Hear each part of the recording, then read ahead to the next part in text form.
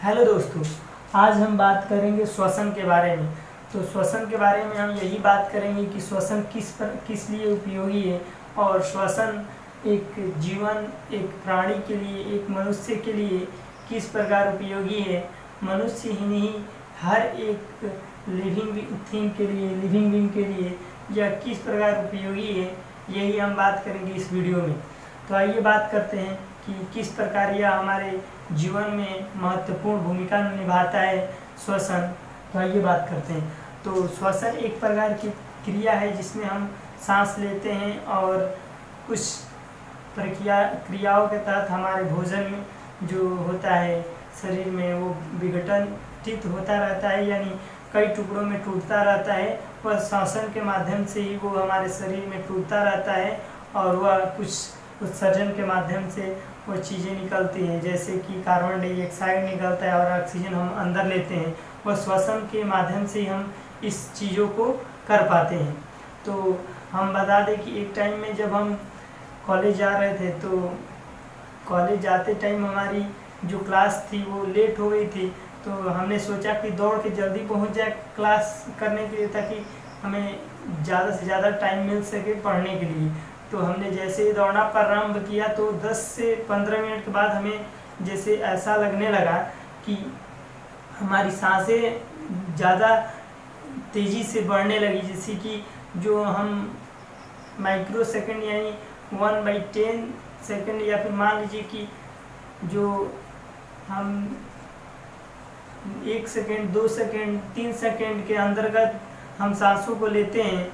उससे ज़्यादा कम समय में ही हमने सांस लेना प्रारंभ कर दिया। और जैसे जैसे हम दौड़ रहे थे वैसे वैसे हमारी सांसें बढ़ रही थी। तो इससे हमें ये लगा कि ये क्यों ऐसा होता है। तो हमने स्टडी किया तो पता चला कि यह हमारे अंदर ऊर्जा की ह्रास होने के कारण और ऑक्सीजन की कमी होने के कारण हमारे शरीर के अंदर ऐसा होता है हमारे शरीर में। तो हमने यह स्टडी किया कि शरीर में श्वसन की कमी यह एक दुर्भाग्यवश नहीं होता है। हमारे अंदर ऊर्जा की कमी और हमारे अंदर ऑक्सीजन की कमी को पूर्ति करने के लिए हमारे अंदर की जो ऑक्सीजन होता है उसको पूर्ति करने के लिए तेज़ी से हमारी जो श्वसन नलिकाएं हैं एवं हमारी जो अंदर की ऊर्जाएं हैं उसको एब्जॉर्ब करने के लिए ऑक्सीजन को ज़्यादा तेज़ी से वह धड़कने लगती हैं हमारी धड़कनें, और ऑक्सीजन तेज़ी से अंदर की तरफ जाने लगता है सांसों के माध्यम से और ऊर्जाओं का पूर्ति होता रहता है। और श्वसन में आपको बता दें कि श्वसन के माध्यम से ही हम हमारे अंदर भोजन का जो डाइजेस्टिंग होता है यानी पाचन होता है, वह ऑक्सीजन की बहुत बड़ी भूमिका होती है। तो बता दें हम कि अगर हम जब भोजन खाते हैं तो उसको कई पार्ट में हमारे शरीर के अंदर जाने के बाद टूटता है, तो उसमें केवल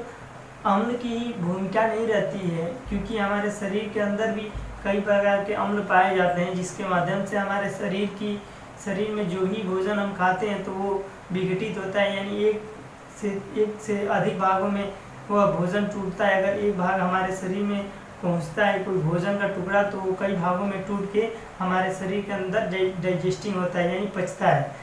यानी पाचन होता है उसका। तो उसमें ऑक्सीजन और हमारे अंदर श्वसन की बहुत बड़ी भूमिका है। ऑक्सीजन के माध्यम से हम अंदर यानी श्वसन के माध्यम से हम ऑक्सीजन को अंदर लेते हैं और उसके माध्यम से हमारे अंदर पूरी शरीर के अंदर बॉडी पार्ट में सिराओं एवं सिराओं के माध्यम से कोशिकाओं को ऊर्जा मिलती है, जिससे हम किसी भी चीज़ को करने में थोड़ा हमें पावर मिलता है। ठीक है, जिस प्रकार हम मशीन को बिना एयर का चला नहीं सकते, बिना एयर की मशीनें चल नहीं सकती, वैसे ही हमें भी एयर की बहुत ज़रूरत होती है। विदाउट एयर हम एक जगह से दूसरी जगह जा नहीं सकते, लेकिन इसमें भी थोड़े टाइम के लिए हमारे अंदर विदाउट ऑक्सीजन के भी हम लोग कुछ टाइम के लिए जी सकते हैं, क्योंकि कभी कभी आपने देखा होगा कि हम अपनी सांसों को रोक देते हैं और फिर कुछ टाइम के बाद हमारे सांसें जो हैं फिर वैसे ही चलने लगती हैं जिस पर पहले चलती है, बट उससे थोड़ा ज़्यादा तेज़ी से चलने लगती है सांसें, क्योंकि हमारे अंदर सांसों की जो ऑक्सीजन की कमी हुई रहती है, जो हम रोक के रखे होते हैं सांसों को, उसके अंतर्गत हमारे अंदर जो ऑक्सीजन की कमी हुई होती है उसको पूर्ति करने के लिए हमारी जो अंदर की जो कोशिकाएं हैं, शिराएं हैं और हमारे अंदर जो भी सिस्टम है वो तेज़ी से काम करने लगता है, और तेज़ी से काम करने के कारण हमारे अंदर फिर से ऑक्सीजन आ जाती है जिस प्रकार पहले रहती है। तो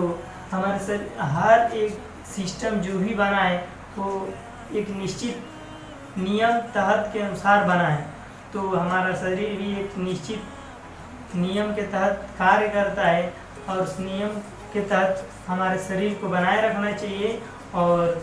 सभी चीज़ों को एक सिस्टम के अनुसार चलना चाहिए। तो बता दें कि जब हम दौड़ते हैं और जॉगिंग करते हैं, वॉकिंग करते हैं, जो भी चीज़ें करते हैं, तो उसमें ऑक्सीजन की बहुत बड़ी भूमिका रहती है। तो उसमें हम ऑक्सीजन ग्रहण करते हैं श्वसन के माध्यम से और कार्बन डाइऑक्साइड बाहर निकालते हैं। हम ही नहीं, प्राणी ही नहीं, पौधे, पेड़ पौधे और जीव जंतु भी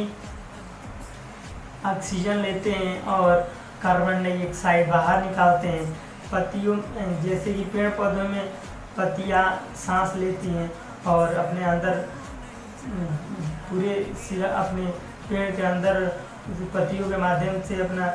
वो अंदर सांस हवा को लेती हैं, और फिर उनका भी जैसे कि हम भोजन बनाते हैं वैसे ही उनका भी भोजन बनाने का एक प्रक्रिया होता है। जैसे जीव जंतु में आपका हाथी हो गया, मेढक हो गया और भी कई प्रकार के जानवर हो गए, उनमें भी ऐसी ही प्रक्रियाएं होती रहती हैं। और आपको बता दें कि जो क्या बोलते हैं उसको, जो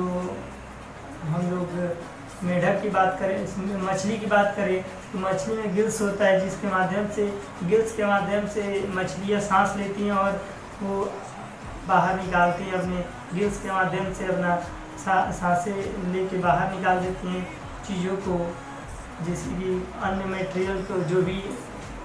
जिसे उत्सर्जित करना रहता है पदार्थों को, उनको बाहर निकाल देती हैं। और बात करें कि जल में ऑक्सीजन की उपस्थिति होती है, जिसके कारण मछलियाँ सांस लेती हैं और पानी